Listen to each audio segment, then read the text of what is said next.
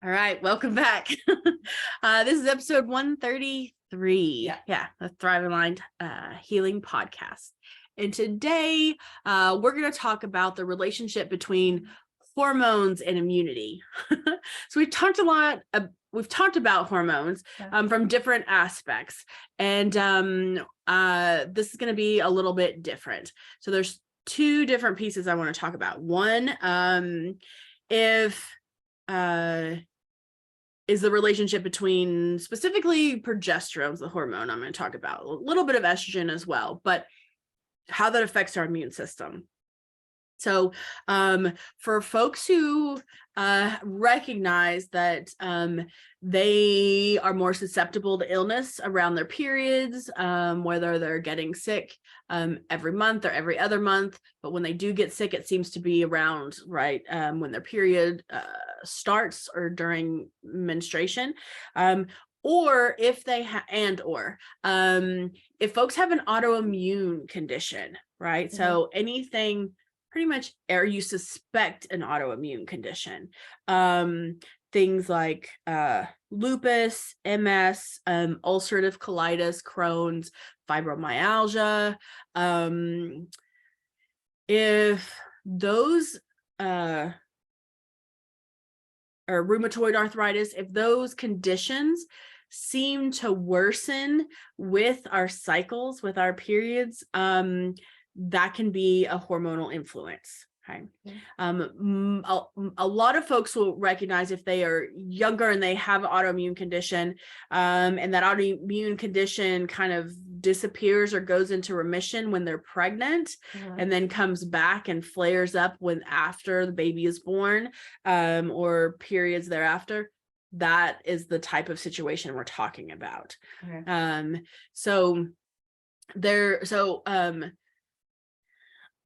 I was teaching a class in postpartum for moms what to expect, after they deliver their baby. And postpartum moms are at high risk for things like autoimmune thyroiditis or like thyroid inflammation, other autoimmune conditions, because of this relationship between hormones and our immune system. Okay. So what happens and this is how they kind of identify it, is that when you're pregnant, your progesterone is high. Okay. Because your body's making a lot of progesterone, and the placenta is like its own little progesterone factory. Okay. We've talked about progesterone, how it's the protective factor in estrogen production, but also in our cortisol production, right? Okay. Progesterone's kind of that buffer that's necessary. It's kind of essential, that has to be there in order to produce our cortisol. So when we're pregnant, our progesterone's high. After you deliver the baby, deliver the placenta, that progesterone plummets. So they say that they call it supra physiological levels, because you have 2 times as much progesterone when you're pregnant, and then when you deliver, it's like it just falls off a cliff. Like you go down to not even a third of women don't even get back to baseline. Okay, so then they start to experience some type of thyroid issue, right? Is usually where people recognize it first. And so the reason is so the research shows us that when that progesterone changes, that changes how our immune system relates, or how that immune system is activated. Okay, so we have 2 big components of our immune system: our B cells and our T cells. Okay. Our B cells is that library, right? You're exposed to a bug, your immune system, those little soldiers that are traipsing around, they come out and say, hey, this bug is foreign. We're going to recognize that and start training our soldiers to attack that bug next time we're exposed. So then it takes that memory of that foreign bug, and then it catalogs it into a library, so that when you get exposed again, you have access to that, so that you're not sick as long. Your body already doesn't have to train those soldiers from the ground up. Gotcha. Yeah. So that's those are our B cell activity. That's the Th2 side. Okay. Or sorry, that's the B cell side. But in order to trigger those B cells, we have to have T cells. There's two different types of T cells, our Th1 and our Th2. Okay. And how well our immune system responds, it depends on the ratio of those Th1 and Th2 cells. So we want our Th1 and Th2 to be balanced.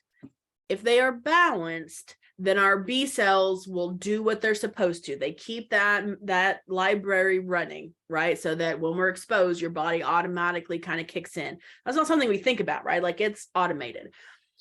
When our progesterone is high, like in pregnancy, it actually suppresses that Th1. So it suppresses, which is the autoimmune side. Okay. It's the virus, like our body's ability to recognize viruses, natural killers. It actually suppresses that side. Okay. So that's why a lot of folks, if they have an autoimmune condition, feel great when they're pregnant. Yeah. Okay. And then that may change afterwards.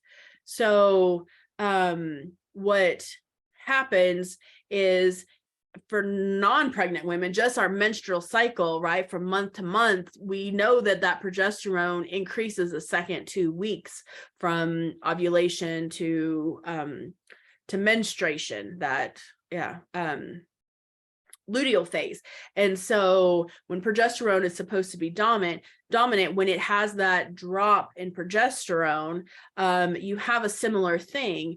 It switches that Th1 and Th2 ratio. Mm-hmm. So then our Th2 has a decrease, it decreases Th2, ramps up Th1. So then you don't have those B cells active, doing what they're supposed to be doing, scanning for bugs that we may become in contact with. Okay. Yeah. So then that's why oftentimes you can see a change in like flares of autoimmune conditions, or you're a little bit more susceptible to being sick, is if you already have a progesterone deficiency, and whether that's because of stress or estrogen dominance, or your body's just not producing enough progesterone, when your period starts, that what maybe have been just low already has completely dropped. So then you lose that protective factor. Okay. Yeah. So then that makes us a little bit more susceptible to being sick. Yeah. Okay. So I think it's important to understand sort of that relationship, because those may be two things that don't seem like they're related, right? Like when I get my period and when I get sick, like that isn't something that's necessarily intuitive. Right. But when you, look at sort of the relationship of those, and you look at the science and the research that's been done looking at how our progesterone changes and how it actually affects those Th1 and Th2 cells is very significant Mm-hmm. in how our, like how well our immune system responds to things. Yeah. It can kind of get lost when I do this too. I tell folks, okay, like if we get sick easily, or if sometimes our immune system, we have illnesses that are lingering, say, okay, well, your immune system's not very robust right now, like for whatever reason. Well, this could be one of the root causes. This could be one of the reasons to why our immune system may not be, doing a great job, because we have to address hormones, Okay. in that relationship. Does that make sense? Yeah. Yes. Okay. The other thing, let's see, is that that decrease or that change. So I want to make sure that this makes sense, because our hormones, we have that natural decline in progesterone right before, our period starts. That's totally normal. It's where your progesterone is starting. So if for some folks, that baseline is a little bit lower, and then it's continuing, to decline. That's what that like window is kind of what, dictates or determines how well those T cells and B cells are going to respond. Okay. Yeah, that makes sense. Yeah. That also makes folks a little bit more susceptible. So the same thing, just kind of on the extreme end, like when we're talking about immune system, right? We're talking about not just how we address viruses and illness, but also, right, that autoimmune disorder that's kind of on the significant end of the spectrum, but it can still be related to how our hormones are changing, and which of if the Th1s or the Th2, if that balance, if it's not balanced and kind of equal, and it's leaning towards more than, one side than the other, you're not going to get the ideal immune response that we would like to see. Yeah. So how do you fix this? So, and it really, it depends on the root cause. But because we're talking about that relationship for progesterone and these B cells and T cells, it's going to be addressing that progesterone, right? So we've got to figure out the root cause of why somebody's progesterone's low, right? Most often for women, if it's postpartum, like they just had a baby, we have to correct that deficiency. So it's because her body has been relying on that placenta to make tons of progesterone. All of a sudden, you're just like took the rug right from underneath you. So we have to support that production of progesterone. We can do that with supporting the precursors of progesterone. So something like pregnenolone is upstream from progesterone. Let's see, DHA is kind of upstream from progesterone. There are proteins like inositol, that's a precursor to progesterone, where we can stimulate the body's ability to make more progesterone. If it's something that is short term, we can do things like a progesterone cream. Most progesterone creams that are over the counter have wild yam in them. They do often have USP progesterone in them. USP stands for United States Pharmacopoeia, so it's a pharmaceutical grade progesterone. So sometimes we can do a trial of progesterone creams to help to address this as well, while we're trying to figure out, why your body's not producing enough progesterone, and then address that root cause. If it's, the relationship with estrogen, or whether it's because our higher levels of cortisol or higher demand of cortisol. Gotcha. So that's how we address that. Cool. Yeah.